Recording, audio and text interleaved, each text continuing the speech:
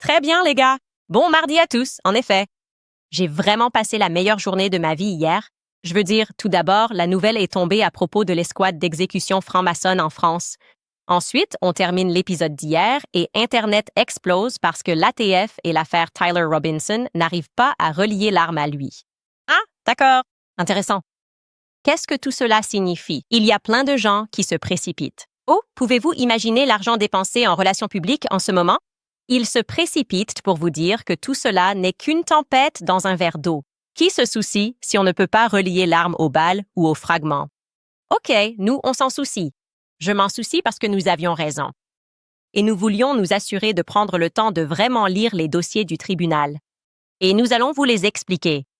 Et pour être honnête, il y a quelque chose de caché dans ces dossiers que même l'équipe de défense de Tyler Robinson n'a pas remarqué. Mais nous l'avons vu. Et à mon avis, c'est la preuve définitive que Tyler Robinson est un bouc émissaire. Les fédéraux lui font porter le chapeau, et je parle bien du FBI. De JFK à MLK et maintenant à CJK.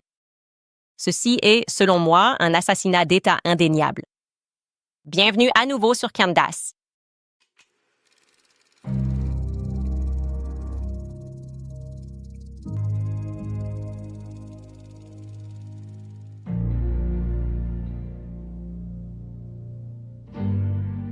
Permettez-moi d'être la première à le dire. Si l'arme ne correspond pas, vous devez acquitter.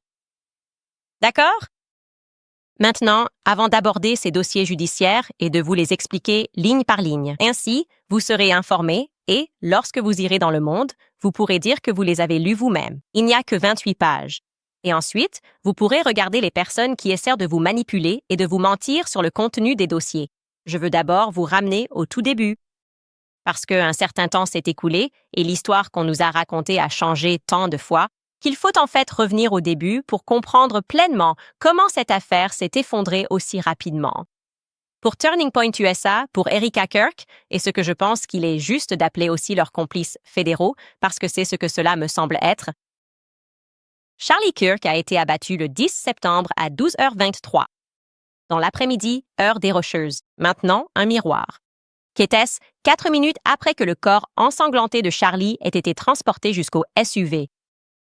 Terrell Farnsworth, l'homme qui dirige la société audiovisuelle employée par Turning Point, ils font appel à eux depuis plus de 10 ans pour leurs grands événements et il ne va jamais à ces événements universitaires, mais ce jour-là, ils essayaient quelque chose de différent, dit-il. Comme une tentative d'assassinat? Je ne sais pas. Quoi qu'il en soit, Terrell Farnsworth a dévalé la pente depuis son petit monticule herbeux tout proche où il était en train de s'enregistrer. Et que fait-il en descendant en courant? Il retourne sur la scène du crime et la viole. Plus précisément, il saisit la chaise même sur laquelle Charlie Kirk était assis à l'instant, la chaise sur laquelle Charlie a été assassiné, et il la ramène près de la caméra, puis il monte sur cette chaise ensanglantée, et retire précisément la carte SD de la caméra qui se trouvait derrière la tête de Charlie. D'accord? Maintenant, plus tard, Andrew Kovetz va expliquer que Terrell agissait héroïquement parce qu'il avait peur que des étudiants volent des affaires sur la table. Il y avait des gens qui prenaient des casquettes et Terrell s'est dit « Laisse-moi agir et sauver cette carte SD ». Oui, on sait qu'Andrew Kovetz ment parce que Terrell n'a pas pris la caméra coûteuse. Si tu avais peur que des objets de valeur soient volés, tu n'aurais pas retiré la carte SD pour ensuite partir. La caméra coûteuse sur la table. La carte SD coûte 15 $, d'accord? La caméra est plutôt chère. Terrell Farnsworth semblait agir avec précision, comme s'il suivait une sorte d'instruction, non? Mais dans quel but, je me demandais. Pourquoi cette caméra? Pourquoi, précisément, celle qui se trouvait derrière la tête de Charlie en particulier?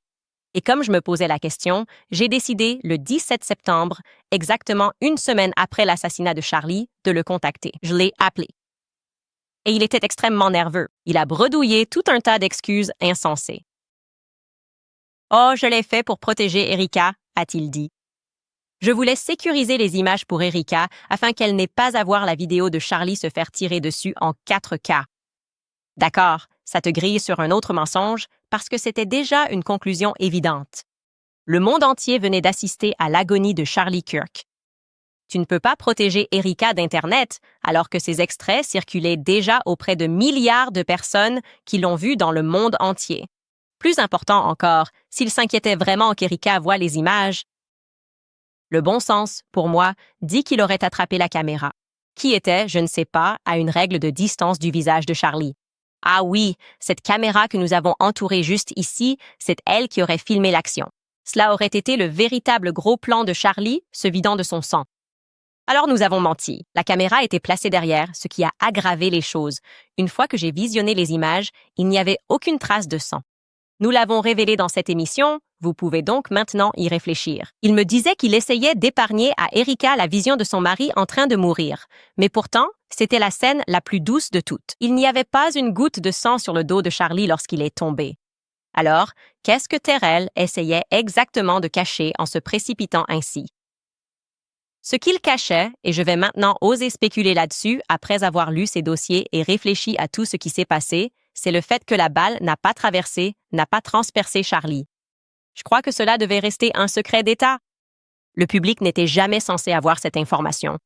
J'en suis presque certain, car après qu'on m'a dit que la 30-06 a été tirée d'un fusil à seulement 150 yards de distance dans le coup humain le plus délicat, l'hypothèse, nous avons tous fait l'hypothèse, en fait, nous n'avons même jamais posé la question, notre supposition était simplement qu'elle était passée à travers, bien sûr. Et je crois que c'est la véritable raison pour laquelle ils ont voulu recouvrir la scène aussi rapidement, parce que cela devait être le récit officiel. On a l'arme, c'était une 30-06, on va dire qu'elle a traversé. Nous avons recueilli les preuves. Maintenant, c'est recouvert. Personne ne peut regarder. C'est fini. Mais quelque chose s'est passé. Il y a eu une intervention divine. Terrell m'a montré les images de l'arrière 2 jours plus tard, le 19 septembre, parce que je n'arrêtais pas de le pousser. Pourquoi es-tu aussi bizarre? Pourquoi agis-tu de façon si étrange? Pourquoi me donnes-tu autant d'excuses? Pourquoi me dis-tu que tu as peur d'envoyer les images parce que Google pourrait te pirater? C'est bizarre. Pourquoi me dis-tu que tu ne sais pas comment envoyer des images? Tu es une société audiovisuelle. Tu devrais savoir comment envoyer de gros fichiers. Et donc, il a fini par dire « Hey, je vais te faire un FaceTime. Je vais juste te faire un FaceTime. Je ne vais rien t'envoyer, mais je vais te faire un FaceTime. » Et le 19 septembre, il l'a fait. Et heureusement, j'ai décidé d'enregistrer cet appel FaceTime parce que son énergie me mettait mal à l'aise. Et plus tard dans la journée, j'ai informé le public dans mon émission que la balle n'était pas ressortie. J'ai dit la chose la plus étrange. C'est comme s'il n'y avait pas de sang dans le dos de Charlie. C'est tellement étrange. Et cette révélation publique a provoqué une panique interne massive chez Turning Point USA. Tu veux savoir comment je sais que ça a provoqué la panique? Parce que dès le lendemain, le 20 septembre, Justin Strife contactait plusieurs fois mon mari en lui demandant si j'avais enregistré cet appel FaceTime avec Terrell. Ça semblait être une affaire urgente. J'étais assise dans le salon. George est passé. Il m'a dit « Hé, je sais pas pourquoi, mais Justin Strife m'harcèle. Il demande si t'as enregistré de quoi il parlait. Pourquoi ça l'importe?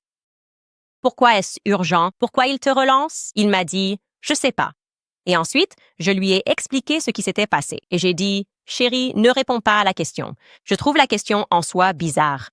Pourquoi ça les intéresse si j'ai enregistré et si j'ai les images? » Et devine quoi? J'ai découvert pourquoi. Je l'ai découvert. Voulez-vous savoir pourquoi? Il ressentait un peu de pression.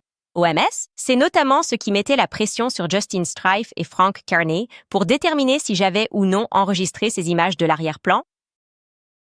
Les autorités fédérales l'étaient. Le FBI. Le FBI était au téléphone avec Justin Strife.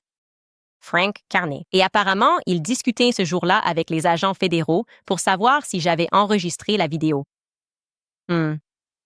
Alors, à votre avis, pourquoi ces informations étaient-elles si importantes pour le FBI?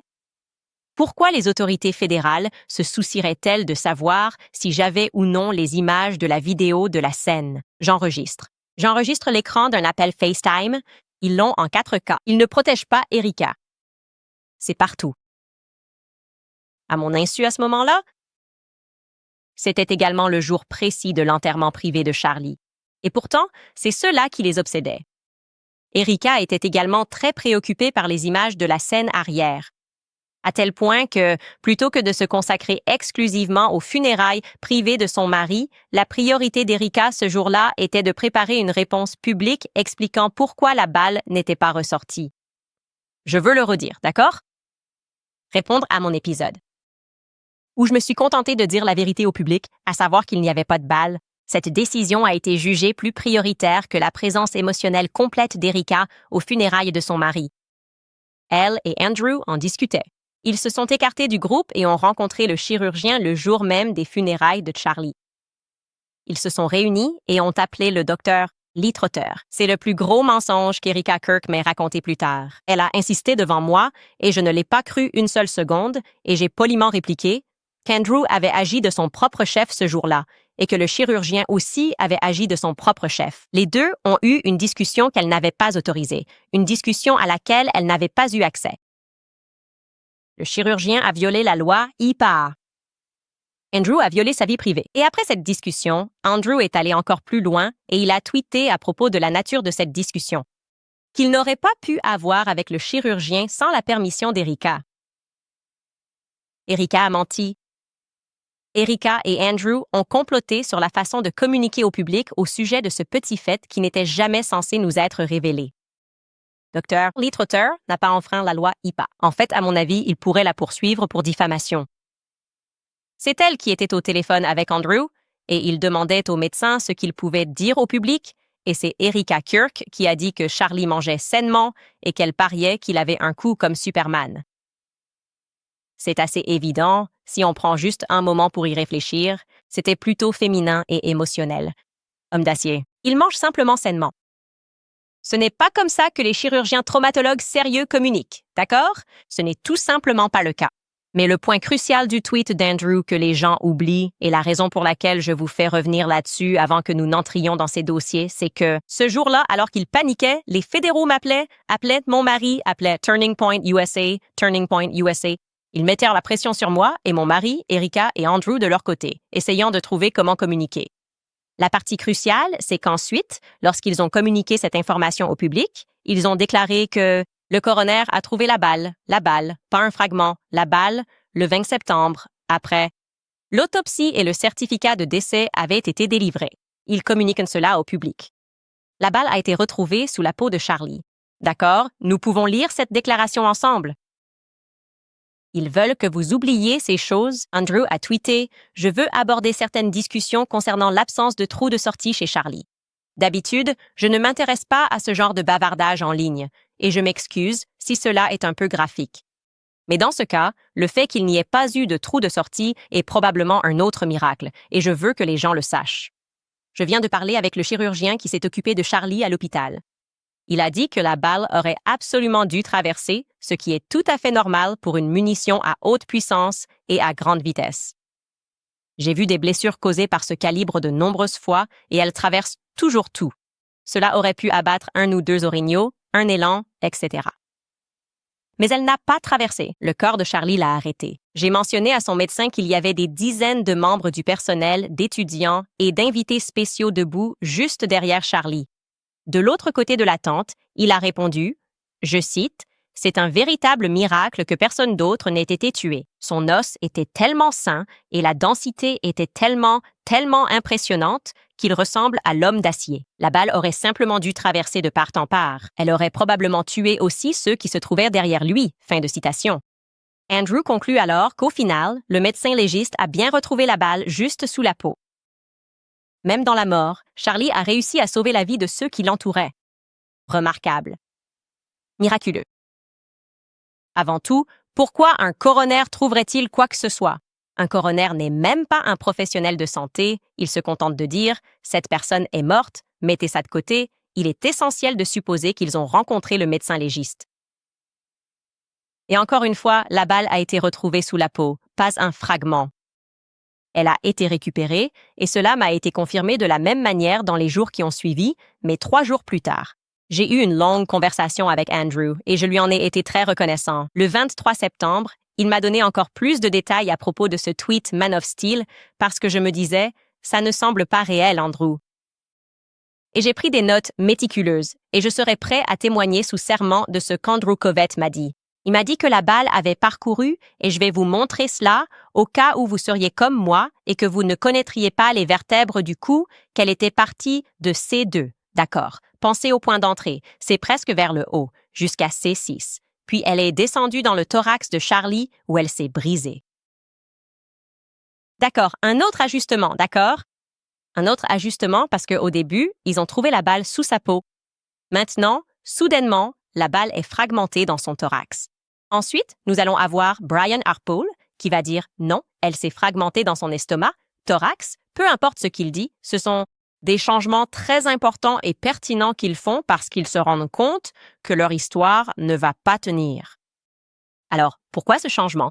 Pourquoi sommes-nous passés de « nous avons la balle, le coroner a la balle » à « en fait, vous savez quoi, elle a ricoché et s'est fragmentée » Je vais vous donner ma meilleure supposition.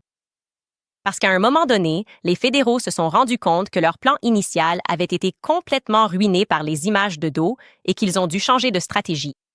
Et au début, ils ont changé de cap, mais c'était bâclé. Ils avaient 24 heures. Andrew a tweeté qu'ils avaient trouvé la balle. Mais en réalité, comme me l'a dit ma source, qui est proche de la famille Robinson, ce pistolet, héritage familial, utilise des balles spéciales. En fait, on m'a dit qu'il était impossible pour l'accusation de relier les balles à cette arme. Je pense que les fédéraux s'en sont alors rendus compte. D'abord, nous avions la balle, puis ils ont rapidement changé de version. Il n'y a pas de balle. C'est juste un petit fragment, problème résolu. Maintenant, on peut faire dire à l'ATF que c'est non concluant plus tard.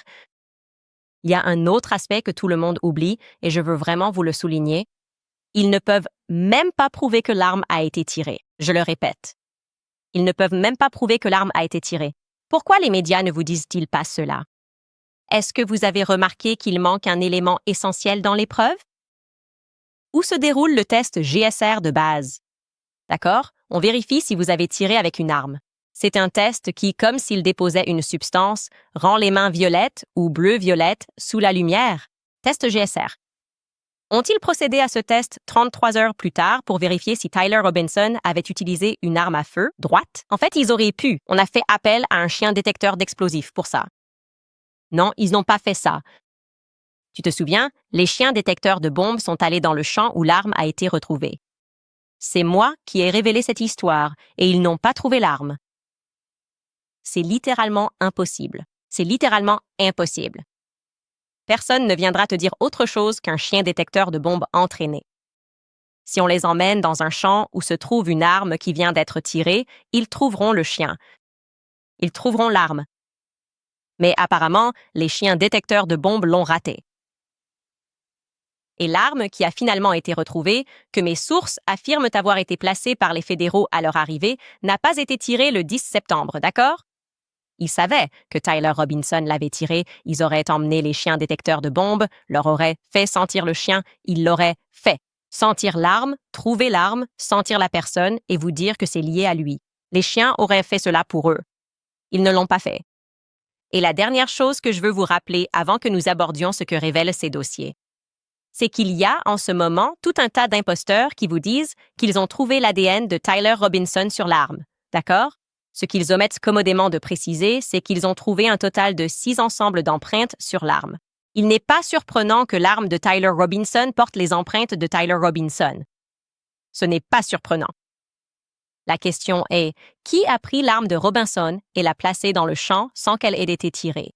C'est là où nous en sommes dans cette affaire.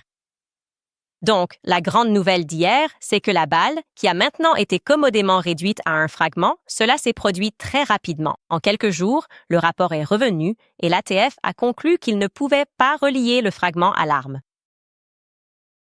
C'est non concluant. Maintenant, l'accusation veut que le FBI, corrompu, réalise sa propre analyse. Et je vais vous expliquer ce qui ne va vraiment pas avec ça, parce que je pense qu'il est assez clair que les fédéraux collaborent avec Turning Point USA. Et toutes les preuves indiquent que les fédéraux sont compromis dans cette affaire. Comme je l'ai dit, j'ai parlé au SWAT, à des services de police locaux, à des sources proches de l'accusé, à des étudiants de l'UVU, à des personnes qui travaillent à l'UVU. Tout le monde dit que les fédéraux font partie d'une conspiration plus vaste, et d'après les preuves que je vois et d'après ces documents que je vais vous montrer dans un instant, je le crois aussi. Alors que ceux qui s'empressent de vous tromper à propos de cette affaire avancent de nombreuses affirmations sur le récent dépôt, nous allons réellement vous le présenter. L'équipe de Tyler Robinson dans ce dépôt, eh bien, ce que nous voyons, c'est qu'ils demandent un délai supplémentaire. Et nous allons vous montrer les raisons extrêmement valables qui le justifient. Vous savez, tout d'abord, je voudrais dire, en plus de cela, que nous pouvons tous facilement écarter le mensonge répété selon lequel Tyler Robinson aurait avoué son crime, n'est-ce pas? Il demande un report. Un homme qui avoue un crime et dit « c'est moi qui l'ai fait » ne demande pas un report pour pouvoir rassembler des preuves. S'il était manifestement coupable, et tellement coupable qu'il s'est rendu lui-même en disant « c'est moi qui l'ai fait », il n'essaierait pas de gagner le procès. D'accord. Et pourquoi demande-t-il un report? Il le précise très clairement, c'est parce qu'il manque des éléments de la procédure de communication des preuves. La communication des preuves dans une affaire, c'est lorsque tu m'accuses de quelque chose et que je dis « Très bien, je veux voir tes messages du 10 septembre. Je veux voir tes messages du 8 septembre. Et tu dois me les donner. » C'est ça, je suis la défense. Tu dois me les remettre. Ils disent que ils ne peuvent pas préparer une défense tant qu'ils n'ont pas reçu tous les éléments qu'ils ont demandés au procureur. On ne les leur a pas transmis. D'accord. Demander un report est tellement courant dans les procédures. Je l'ai moi-même déjà fait. Je l'ai fait dans l'affaire Brigitte. C'est tellement courant que tu devrais être choqué que quelqu'un essaie d'en faire un scandale ou de prétendre le contraire. Donc, nous allons parcourir ce dossier ensemble. Il fait essentiellement 28 pages, plus une tonne de pièces jointes. Regardons ce document, d'accord? Et Sky, je vais l'ouvrir sur ma page juste pour ne pas avoir à plisser les yeux en lisant. Comme j'ai l'impression que ma vue se détériore de plus en plus à chaque enfant. D'accord, donc on commence ici avec l'introduction et j'ai surligné les parties que vous pouvez regarder. Nous apprenons que M. Robinson demande à reporter l'audience préliminaire qui est prévue pour mai 2026 à une date qui lui permette à lui et à son avocat de recevoir les éléments de découverte nécessaires à la préparation de l'audience préliminaire. D'accord. Ensuite, il est indiqué que le 12 mars 2026, les avocats des parties se sont rencontrés et ont discuté des questions liées à la communication des pièces et des preuves que l'État prévoit de présenter lors de l'audience préliminaire. Sur la base des déclarations de l'État lors de cette réunion, l'État prévoit de présenter ces ensembles distincts de preuves par l'intermédiaire de 3 témoins identifiés des forces de l'ordre. Donc ils disent « Nous venons de nous rencontrer le 12 » et ils nous ont dit que, lors de l'audience préliminaire, ils vont faire venir 3 témoins à la barre. Cela va inclure des rapports d'expertise conclusifs en matière d'ADN et de balistique rédigés par le FBI et l'ATF.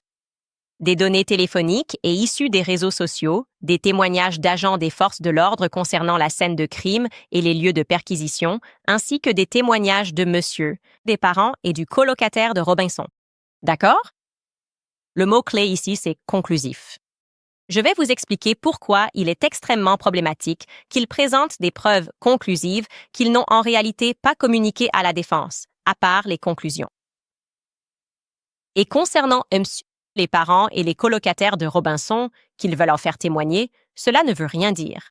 Vous pouvez faire venir qui vous voulez à la barre. Et parce que Matt Robinson dit « C'est mon arme que j'ai donnée à Tyler Robinson », il me semble logique qu'ils le fassent témoigner. Et ils disent « Reconnaissez-vous cette arme ?» « Oui, je reconnais cette arme. On ne peut pas mentir là-dessus. Est-ce votre arme? » « Oui. » Vous allez limiter vos questions à lui faire identifier que c'est bien son fils. Et que c'est bien son arme et qu'il a donné son arme à son fils. C'est mon hypothèse. Et ils vont essayer de rendre cela scandaleux. Certaines personnes disent qu'ils témoignent pour l'accusation. Non, ils ne témoignent pas pour l'accusation. Ils le désignent comme témoin et il va être obligé de répondre à des questions sous serment, probablement, je suppose, à propos de l'arme. D'accord. Ensuite, ils poursuivent et disent « L'État a l'intention de présenter une quantité importante de témoignages indirects identifiés dans la règle de preuve de l'Utah lors d'une audience préliminaire. » À savoir, ils vont simplement monter là-haut et vous dire qu'ils ont tiré ces conclusions, mais sans pouvoir vous expliquer comment ils y sont parvenus. C'est ce qu'ils disent. Ils nous disent que c'est non concluant et que ce n'est pas lié à l'arme, mais nous voulons voir comment ils en sont arrivés là, parce que cela pourrait être très important pour nous. D'accord. D'accord. On peut faire défiler ici et c'est là que ça devient fou. Et cela révèle la stratégie de l'accusation. Je veux que vous reveniez en arrière dans votre esprit. Quand Erika s'est levée et qu'elle a fait ce reportage, elle a dit « J'aimerais que cela soit accéléré ». Comme « Je veux que l'affaire avance rapidement ». Je veux, vous savez, que ça avance. Et on s'est dit, de quoi s'agit-il? Et je vais aussi vous rappeler que quand je me suis assis avec Erika, je vous ai expliqué que son avocat m'a dit qu'en ce moment, nous n'avons aucune preuve. La façon dont cela fonctionne, c'est que maintenant le procureur, l'État, va sortir et ils vont chercher les preuves. Et ensuite, une fois que nous aurons les preuves, Ils vont les donner à l'équipe de Tyler Robinson qui pourra alors rédiger une sorte de réponse aux preuves. Et ensuite, nous avons l'audience préliminaire.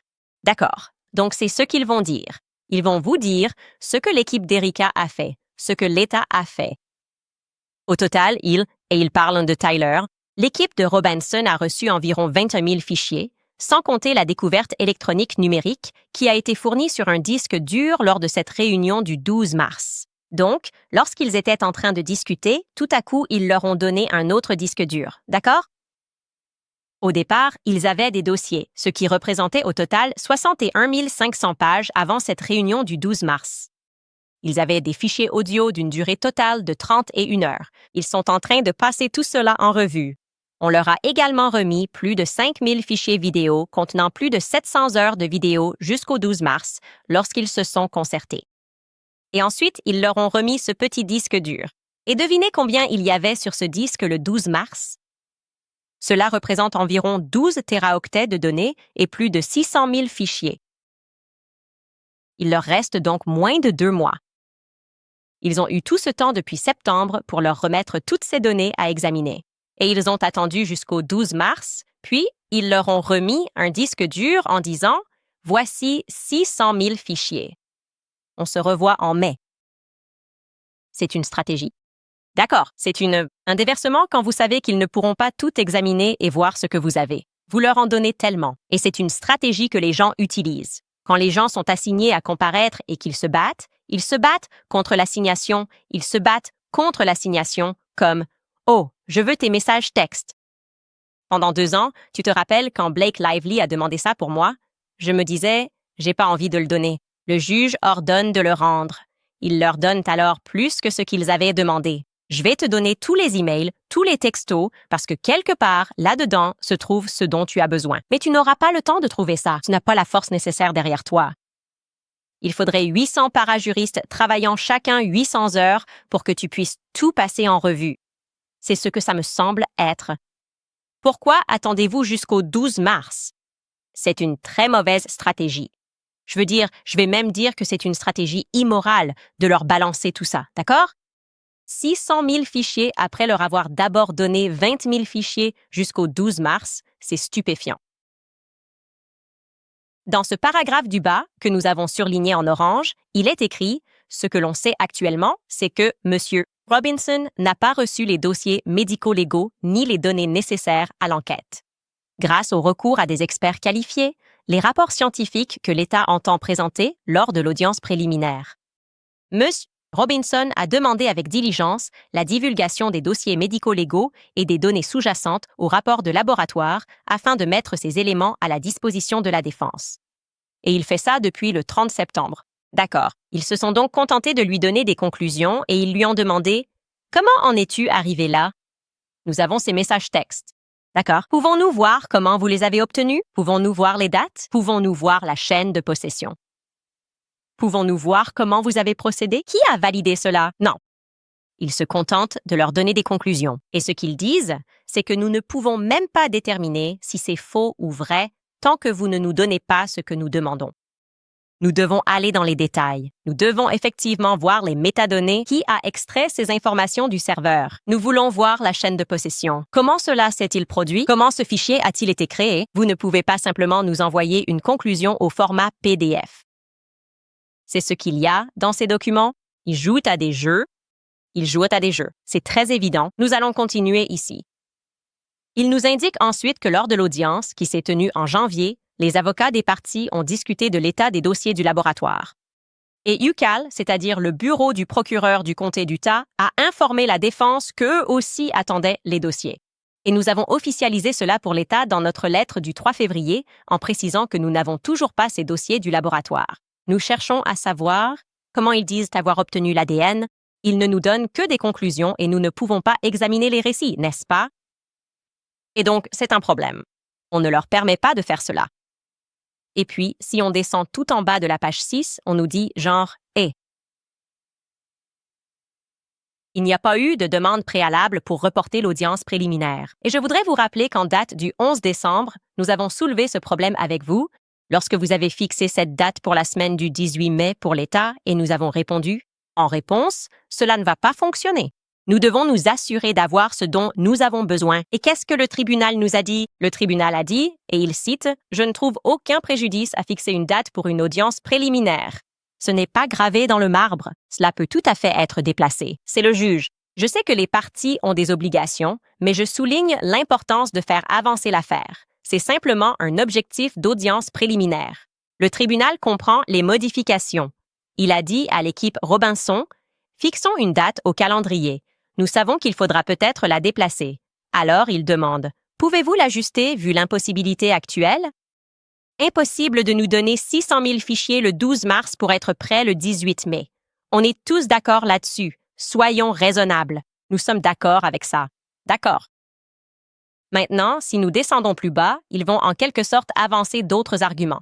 Et ils vont apporter, vous savez, de la jurisprudence, c'est-à-dire des affaires passées qui démontrent les arguments qu'ils avancent et pourquoi c'est tout à fait normal dans ce genre de situation. Et ils ne devraient même pas, ils devraient juste dire « Oui, bien sûr que vous obtenez un report, vous avez 600 000 documents, mais vous devez quand même faire cela. » Vous devez citer des affaires et des preuves pour expliquer pourquoi c'est acceptable. Et Skylar, j'en suis maintenant à la page 11. Et ils écrivent ici qu'il y a des éléments connus de l'équipe de poursuite policière qui ne nous ont pas encore été fournis, bien qu'il soit prévu que la communication des pièces dans cette affaire se poursuive tout au long de la procédure.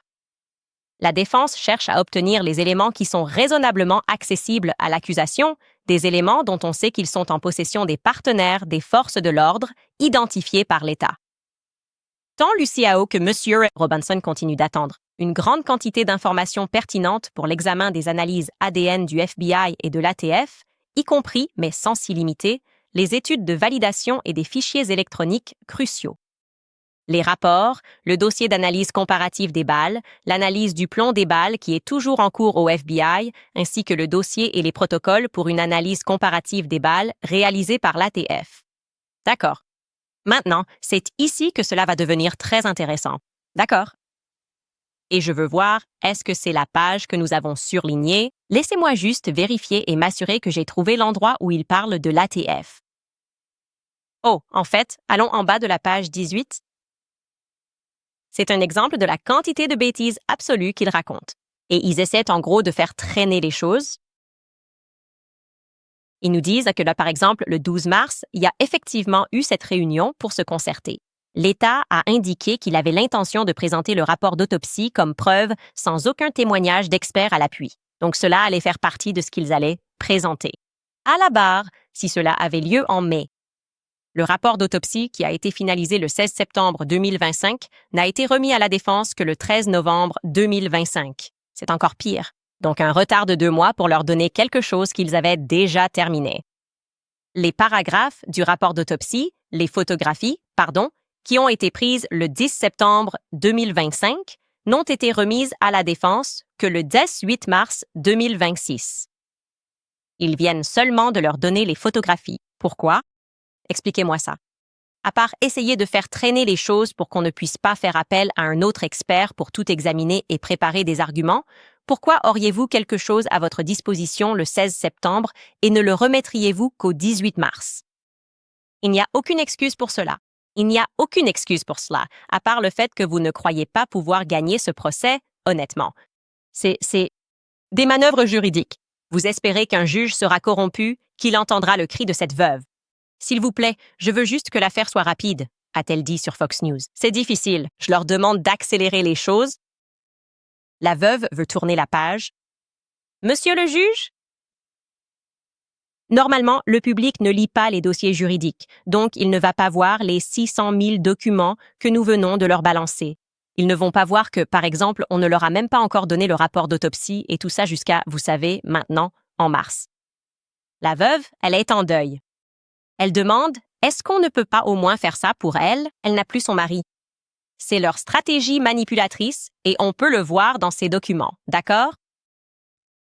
Et puis, il est dit que des problèmes de communication de pièces encore plus importants existent concernant l'ADN et le rapport balistique que l'État a indiqué vouloir présenter lors de l'audience préliminaire sans aucun témoignage d'experts à l'appui.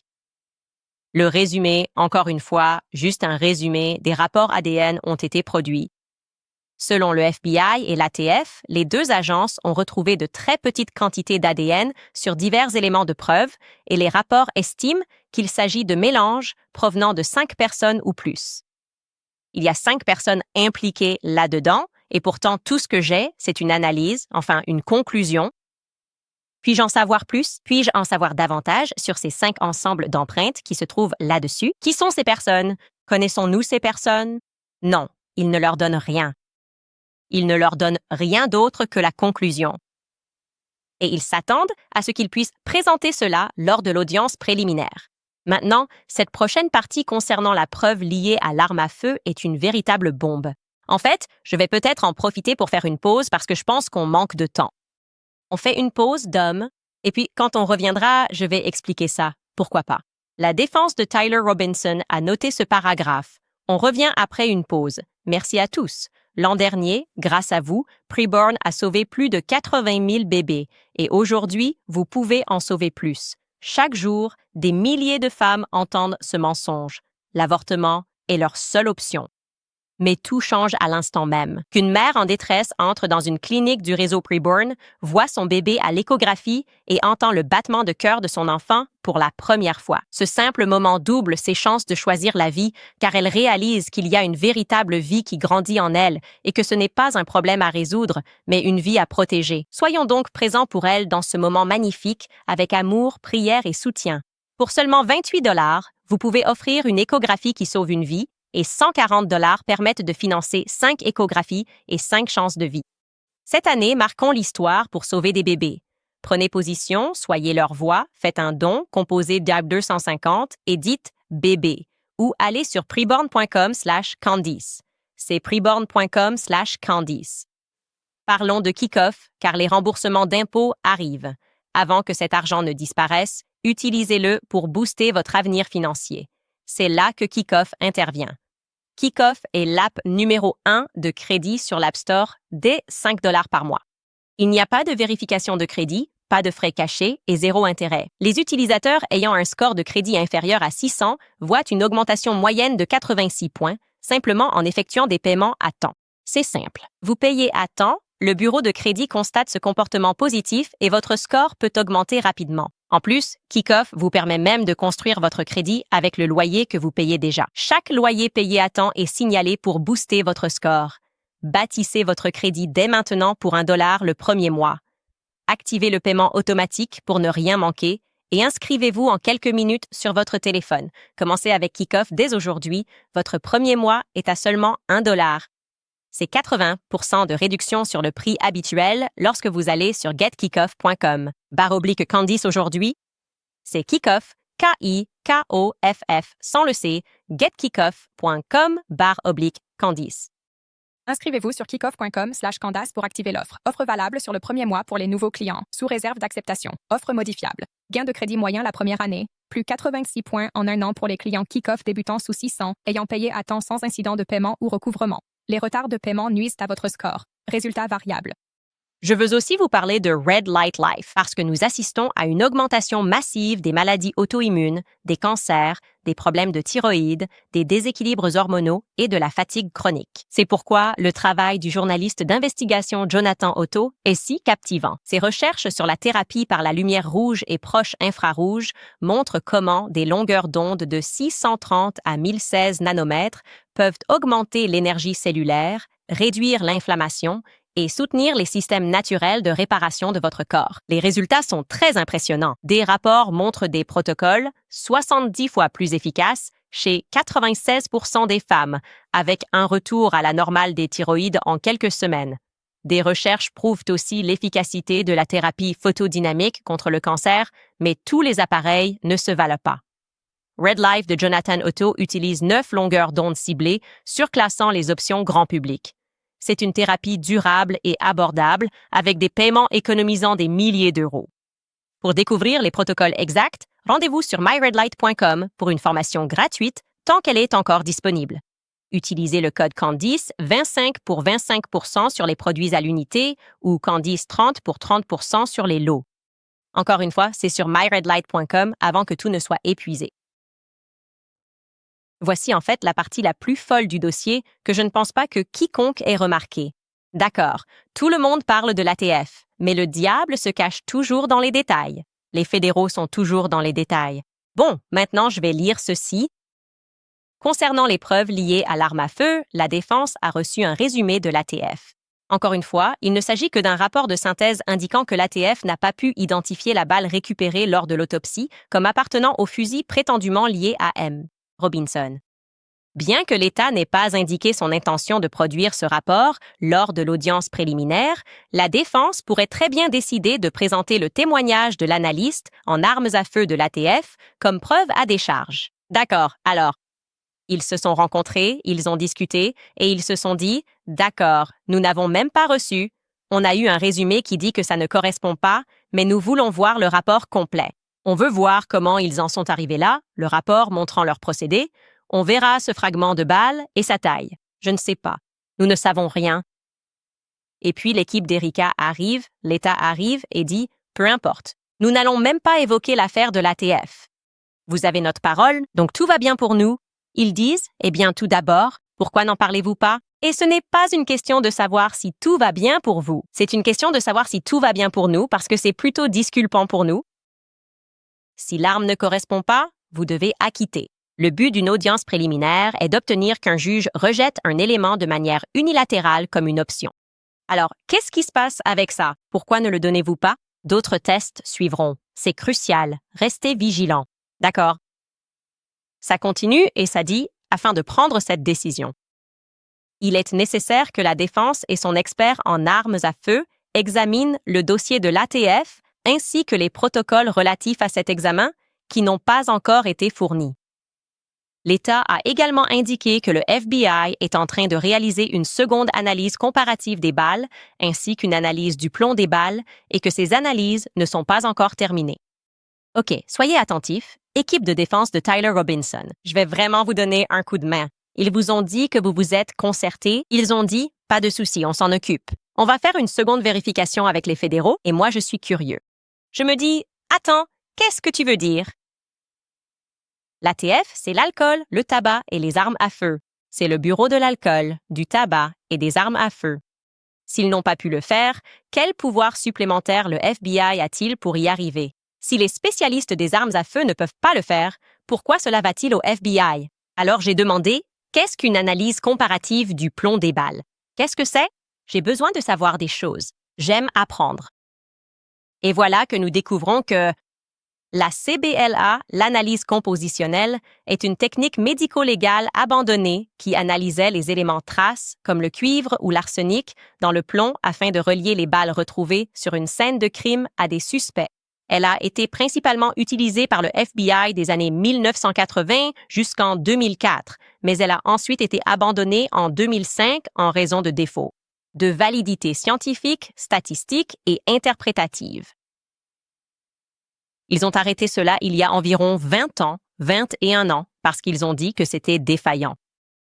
Et, effectivement, Skylar commence à regarder et il dit « Oui, non. Des innocents ont été libérés à cause du caractère défaillant de cette méthode. Ils ont littéralement mis les mauvaises personnes en prison en utilisant cette technologie jusqu'à ce que cela devienne tellement évident que plus personne n'osait la défendre ou la soutenir lors d'un procès. Alors, ils ont simplement abandonné cette analyse. Cela fait 20 ans qu'elle n'existe plus. » Debout, la défense de Tyler Robinson. Je sais, ça fait beaucoup, 600 000 dossiers. Ils disent qu'ils feront en sorte que cette balle corresponde. Les autorités fédérales s'en chargeront. Si l'ATF n'est pas corrompu, nous le serons. Et ils sont corrompus depuis le début. Regardez ce reportage qui explique plus en détail pourquoi et comment. Cette technique qu'ils vont maintenant employer a été historiquement discréditée et n'est plus utilisée. Voici les raisons pour lesquelles elle a été discréditée. Écoutez ce groupe local d'Atlanta. Extrait d'actualité. FBI. Depuis des décennies, les agents vantaient cette méthode, une technique médico-légale nommée analyse par balle. Utilisé dans des milliers d'affaires et des centaines de procès, le FBI a abandonné cette méthode pour manque de fiabilité. Désormais, un homme est libre tandis qu'un autre se bat. L'enquêteur Chris Nakamoto étudie ce témoignage entaché. C'était assurément un coup dur pour toute la communauté. En 1991, Norma Jean Yates, âgée de 45 ans, a été retrouvée à l'intérieur de cette maison, abattue de 7 balles. La maison a pris feu. Elle méritait mieux que ça. Sa mort fut un événement marquant dans la vie de son mari, Jimmy Yates, car 6 ans plus tard, un jury le reconnut coupable de son meurtre. C'est sa première interview en face à face après sa libération en 2021. Avez-vous tué votre femme? Non. Je l'ai toujours affirmé toutes ces années.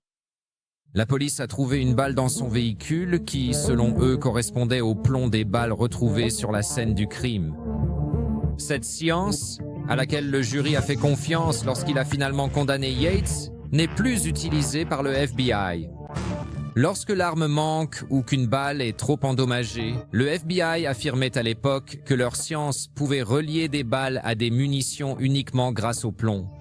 Notre équipe nationale d'investigation a découvert que le FBI avait reconnu avoir utilisé cette science dans 2500 affaires et qu'elle avait été présentée dans des centaines de procès à travers les États-Unis. Mais en 2005, le FBI a mis fin à cette pratique.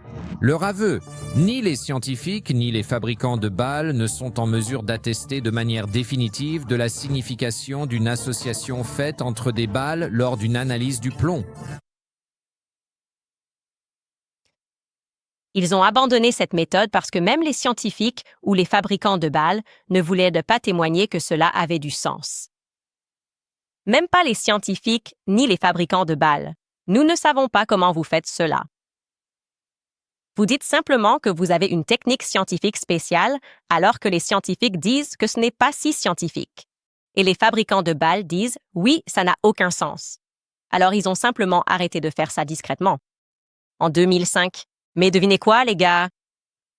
Les gars de Cash vont ressortir ça, le remettre sur la table, parce que l'ATF a probablement dit que c'était un peu trop évident et corrompu pour nous. D'accord, c'est le mieux qu'on puisse faire, tu sais, on est les fédéraux, on est les gars du gouvernement, on vous aime, mais est-ce qu'on peut vous donner un résultat non concluant? On peut dire non concluant, ça colle sûrement pas. Non concluant, c'est mon max. Vous êtes seul maintenant, si vous voulez être corrompu vu le passé. De la stratégie qui est corrompue parce que les scientifiques, et vous avez mis beaucoup de gens en prison à tort, et les fédéraux disent « ouais, c'est ce qu'on essaye de faire. On essaye de mettre quelqu'un en prison à tort. Donc c'est ce qu'on fait. On doit réutiliser la technique qui a été abandonnée depuis 20 ans. » Incroyable. C'est une bombe. Ça devrait faire la une de tous les médias grand public que le FBI relance une technique déjà discréditée. Pour qu'il puisse donner à Erika la preuve dont elle a besoin pour relier cette arme, qui n'a même pas été tirée, à Tyler Robinson. Encore une fois, ignorez les gens qui vous répètent sans cesse que ces empreintes sont sur son arme. C'est du bon sens, les gens. Si quelqu'un vient chez moi et vole une arme, il y aura mes empreintes et celles de George dessus, ainsi que notre ADN, parce que nos empreintes contiennent du sébum, et c'est notre ADN. Cela ne veut pas dire que nous avons ensuite pris cette arme et tué quelqu'un. Il faut relier la balle. Il faut relier la personne. Il faut faire ces tests pour s'assurer qu'ils ont tiré avec une arme. Ils ne font rien de tout cela. Tout ce qu'ils font, c'est dépenser une somme indécente d'argent en relations publiques. Nous arrivons à vous convaincre que c'est une affaire simple et évidente, alors qu'elle n'est même pas ouverte. Elle ne devrait même pas être ouverte, d'accord? Je suis juste tellement stupéfait qu'ils fassent ça. Je n'arrive même pas à croire à quel point les fédéraux sont ouvertement corrompus. S'il vous plaît, les gars, partagez ceci dans la mesure de vos moyens. Partagez cette partie qu'ils remettent en avant. Rendez-la virale, d'accord? Les fédéraux sont tellement corrompus. Franchement, je suis à bout, littéralement à bout. Bureau fédéral d'enquête, on en a assez. D'accord. Maintenant, pour finir, quelques autres points que j'ai soulignés ici, juste pour que vous les ayez alors que nous sommes à la page 22. Ils disent en gros, en affirmant leurs amendements, que dans une affaire capitale, un État ne peut pas, conformément à la procédure régulière fédérale. Le 4e et le 8e amendement, ainsi que la séparation des pouvoirs et les principes, déclarent que les rapports de oui-dire, vous allez juste rester là, les gens, c'est un procès spectacle. Vous allez faire asseoir des gens et nous ne pouvons pas interroger leurs récits parce que vous ne nous avez pas réellement donné les preuves. Vous nous donnez des rapports résumés.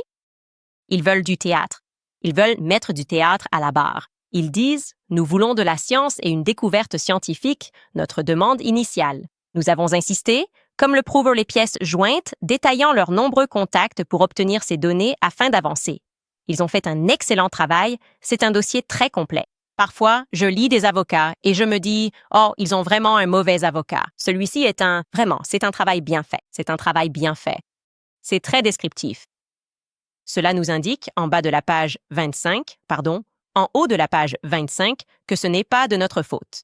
Nous n'avons pas contribué au retard qui a entraîné cette demande. Vous pouvez le voir à travers les pages. Nous avons traité et examiné avec diligence toutes les pièces de la procédure qui ont été reçues dans cette affaire. Nous avons fait des efforts, dès le début, pour obtenir non seulement les rapports des analyses médico-légales, mais aussi les documents sous-jacents nécessaires à l'examen par des experts. Et il continue, nous avons exprimé verbalement et par écrit nos préoccupations concernant ces documents au cours des derniers mois. Le retard ici ne nous incombe pas. D'accord? Nous n'avons aucune raison. Nous ne comprenons pas pourquoi nous ne l'avons pas été. Compte tenu du rapport d'autopsie, du résumé, jusqu'en novembre, puis des photos et du dossier complet du rapport à remettre à quelqu'un d'autre seulement en mars. Cela n'a aucun sens. En dehors d'une stratégie méprisable. L'État ici.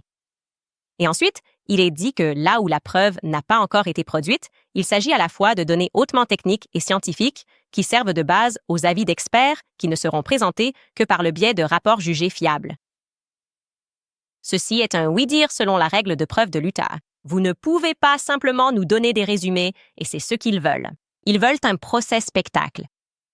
Et ils affirment maintenant en conclusion qu'à moins que les documents que nous demandons ne nous aient été remis d'ici le 17 avril 2026, et si cela se produit, alors nous pourrons fixer une audience.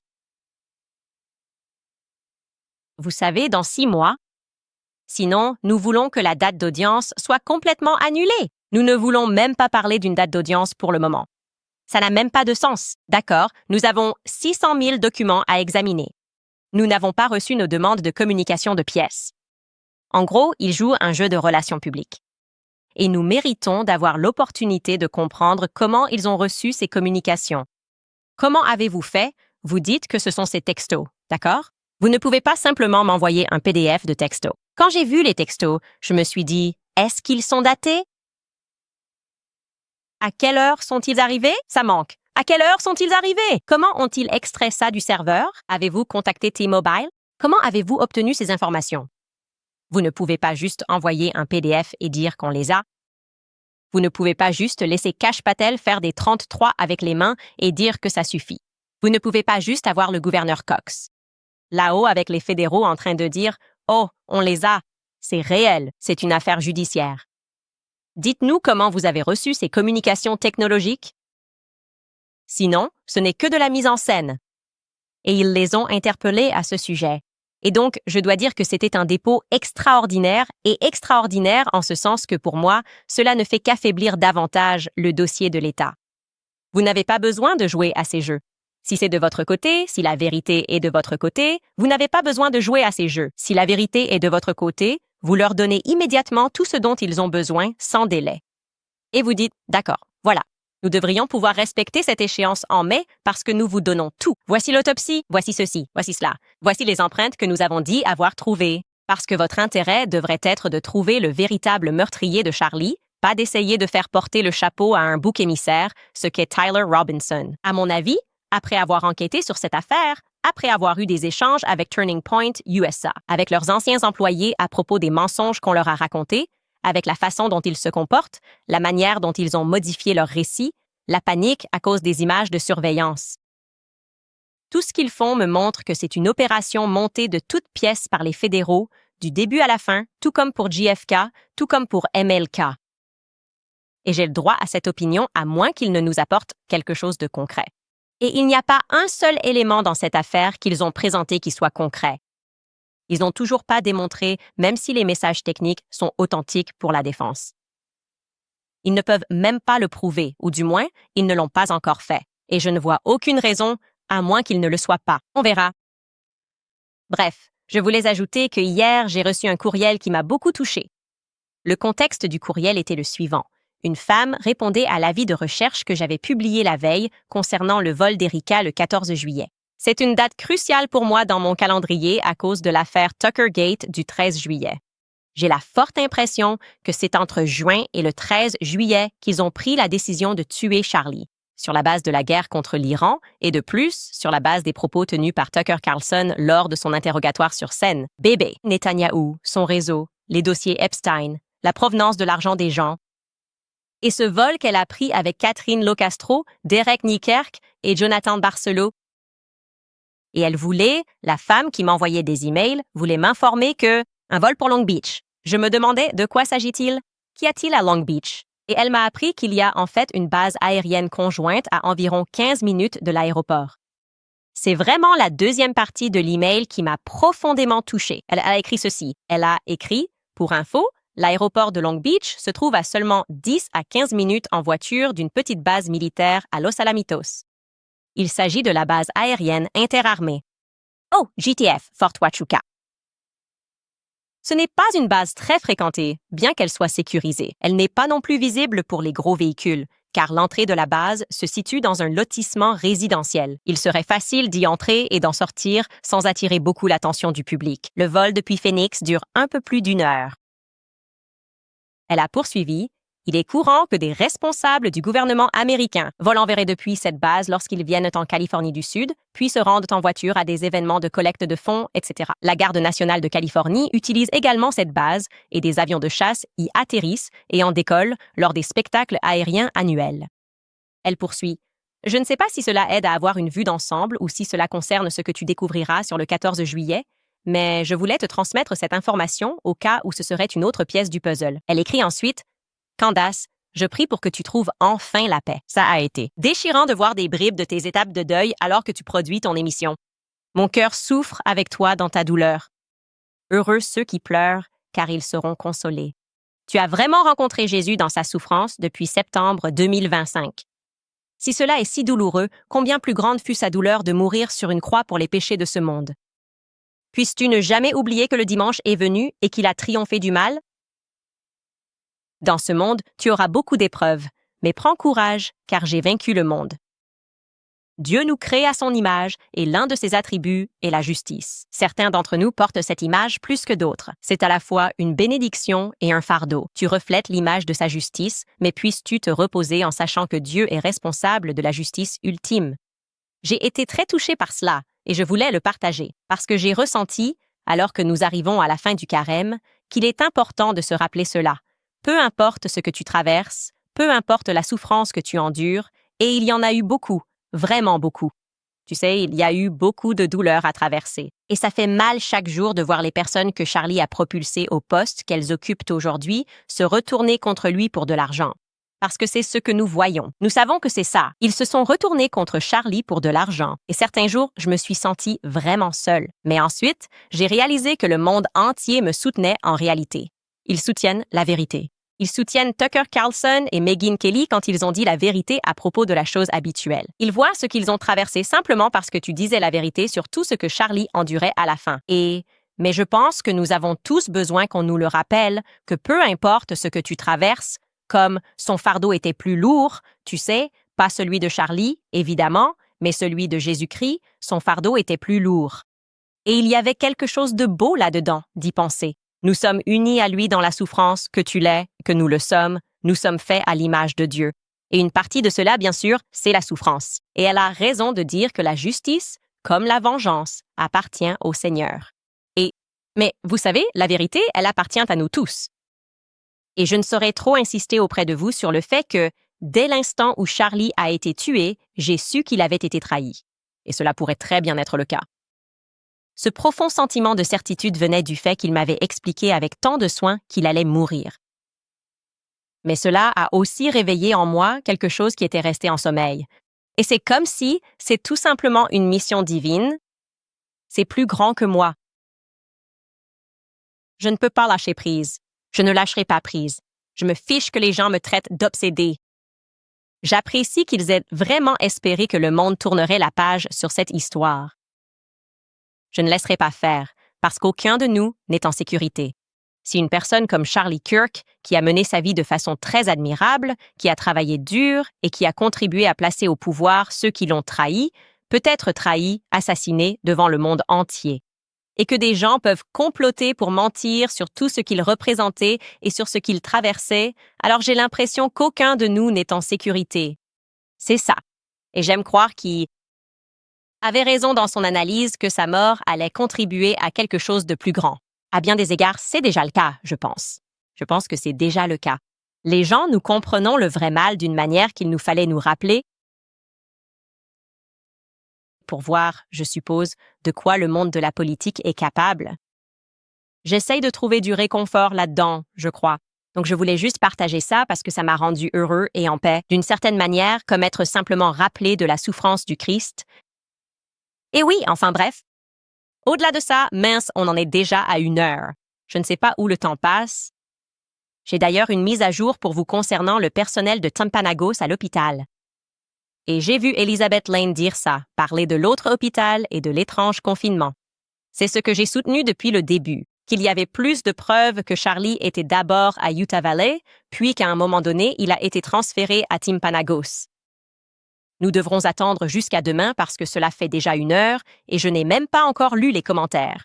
Donc on va faire une autre petite pause et je lirai certains de vos commentaires. On revient tout de suite. Alors, vous avez entendu parler de cette escroquerie de 17 millions de dollars qui visait des propriétaires âgés à Los Angeles? Un réseau de 11 personnes, dont 2 ressortissants étrangers, a utilisé de fausses identités et des registres publics de titres de propriété pour falsifier des documents et contracter des prêts sur ces biens immobiliers de Los Angeles. Immobiliers. Et les propriétaires n'étaient même pas au courant, malgré tout. Malgré de multiples arrestations, ce sont les propriétaires qui doivent gérer ce cauchemar juridique et financier. Si vous êtes propriétaire et que vous n'avez aucune protection, cela pourrait aussi vous arriver. C'est pourquoi je me suis associée à Home Title Lock. Vérifiez dès maintenant si vous êtes victime et protégez-vous contre ce crime croissant. Allez sur hometitlelock.com, code Candace, pour votre rapport d'historique gratuit et l'essai gratuit de leur protection à 1 million de dollars. C'est une surveillance permanente avec alerte urgente. En cas de fraude, il couvre jusqu'à 1 million de dollars pour régler le problème. Rendez-vous sur hometitlelock.com et utilisez le code promo Candice ou cliquez sur le lien ci-dessous. Je veux aussi vous rappeler American Financing. Entre courses, voyages et hausse des prix, on se sent vite dépassé, surtout en comptant déjà sur les cartes de crédit pour l'essentiel. Si cette dette s'accumule, sachez que vous n'êtes pas seul. Propriétaire, vous hésitez à contacter American Financing pour garder votre taux bas? Leur nouveau Smart Equity Loan stabilise vos finances sans toucher à votre taux actuel. À l'inverse d'une HELOC variable, ce prêt est à taux fixe. Vous aurez un paiement mensuel prévisible. Utilisez votre équité immobilière pour solder vos dettes coûteuses et dégager des liquidités sans changer votre hypothèque. Vérifiez votre éligibilité sans frais, appelez American Financing au 807 95 12 10. Le numéro est le 807 95 12 10. Ou rendez-vous sur americanfinancing.net/Owens. Encore une fois, c'est americanfinancing.net/Owens. D'accord, donc les meilleurs commentaires de l'épisode d'hier, c'était encore une chose vraiment drôle à propos de Frank Turek et de sa façon très dramatisée de raconter ce qui s'est passé à l'hôpital. Comme je l'ai dit, ce sont tous de très mauvais acteurs, même pas sur la liste D. Kim Haven a écrit: en tant qu'infirmière, je peux absolument dire que les médecins ne devraient pas sortir et annoncer « il est mort, il est mort ». Et ils emmènent le plus proche parent dans une pièce séparée pour lui parler en privé. Frank Turek est absolument un menteur, affirme-t-elle. Maintenant, une autre chose que ma productrice Ashley a relevée, elle a dit, et puis la phrase suivante qu'il prononce, c'est « il est mort ». Je dois parler à Erika. Et Ashley a un peu posé la question. 30 minutes plus tard, Charlie est évacué vers l'hôpital. On nous annonce déjà son décès. D'où sais-tu qu'Erika était sa femme? Il y a tellement de questions qu'on se pose à ce sujet. Faut que je voie Erika. Ils s'appellent par leur prénom. Charlie n'est pas de l'Utah. Il ne connaît pas cet homme. Oui, c'était vraiment, tu sais, évidemment quelque chose de très important. Mais le chirurgien était plutôt occupé, non? Parce qu'il travaille directement avec le corps. Donc oui, on dirait qu'il écrit un western et c'est un peu l'impression que ça donne. On a l'impression que quelqu'un est en train d'écrire un scénario et qu'il n'arrête pas de modifier les détails et d'essayer d'y intégrer des éléments. Et maintenant, on a « il est mort, il est mort, il est parti ». Je dois parler à Erika. Tu as raison, cela ne semblait pas vrai. Cela ne sonnait pas juste. Chewing the Void écrit « Quel genre de veuve a peur d'une enquête approfondie ?» Je vais laisser cela comme une question rhétorique. Parce que je crois que nous finirons inévitablement par avoir une réponse définitive à ce sujet. Commentaire de l'épisode d'aujourd'hui. Seven Sheets écrit « Charlie, le fait qu'il t'appelle son David m'émeut toujours. Pourtant, ceux qui l'entourent ne semblent pas vouloir approfondir ces choses. Tu parles au nom de millions de personnes et nous espérons tous avoir un David comme toi. Avance, Maxer, dans la foi et la prière. Oui, j'ai commencé une neuvaine et ça aide. Prier aide. Fixer ses intentions aide vraiment et j'ai l'impression que, tu sais, la bonté est toujours de notre côté, mais on dirait juste qu'ils se font attraper. Chaque seconde de chaque jour. Et ils n'arrivent pas à prendre le dessus, tu vois.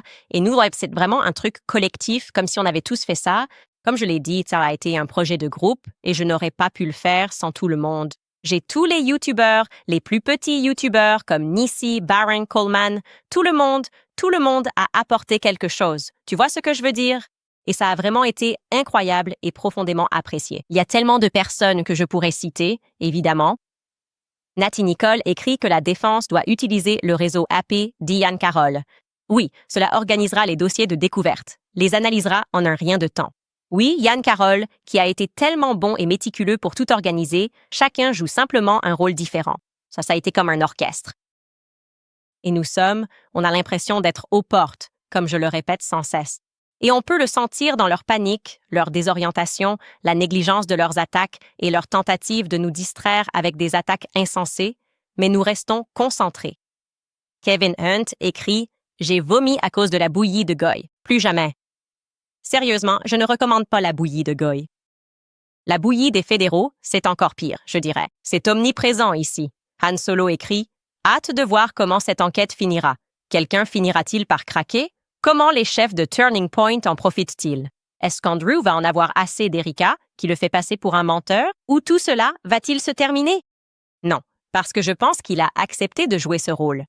Tu vois, si ce que nous ressentons est correct et qu'il s'agit d'une énorme dissimulation et que Turning Point est complice de cette dissimulation pour diverses raisons, alors ils sont tous liés les uns aux autres, non? Baron Coleman explique cela très bien. Il y a comme une ligne à ne pas franchir et vous devez tous vous entendre et peu importe qui doit être le méchant ce jour-là, c'est comme ça. Tu dois juste dire « D'accord, aujourd'hui je prends les coups perdus parce que si tu tombes, je tombe aussi. » On est liés les uns aux autres, non? C'est comme si on était tous menottés ensemble ici, donc ça ne profite à personne.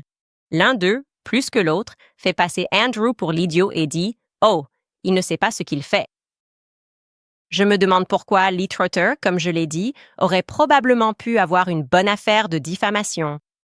Dire quelque chose d'aussi stupide, dire que tu as violé la HIPAA. J'imagine qu'ils n'ont pas techniquement tweeté ça. Elle m'a dit ça, mais qu'elle n'y était pour rien. Et donc, cela aurait probablement été entendu comme des événements. Jay Lopez écrit « Ma sœur en Christ. Samia Zumut pour être une si belle âme. Elle m'a offert un de tes... J'ai dit à mon prêtre que je porterais le Gear Chill. Je l'adore. Je t'aime, Candice. Tu es très douée. Bénédiction. J'ai dit à mon prêtre que je porterais le Chill. Sachez que les nouveaux produits dérivés sont en ligne. C'est simple de nous soutenir sur candiceowns.com pour vos produits dérivés. Article Shabbat et Shalom. Achetez-vous un chapeau. J'ai oublié de demander à Georges pour le réapprovisionnement. J'ai oublié. Je te rejoins demain. Je n'oublierai pas le réapprovisionnement de la CIA. Des coupes sont dues. Je vais te faire payer ça. Sinon, oui, il y a des tonnes de choses. Vous pouvez aussi rejoindre le club de lecture où nous approfondissons beaucoup plus en ce moment les sujets liés à la franc-maçonnerie. Nous lisons La Fondation secrète de l'Amérique de Nicholas Hager. Et cela a été instructif pour moi.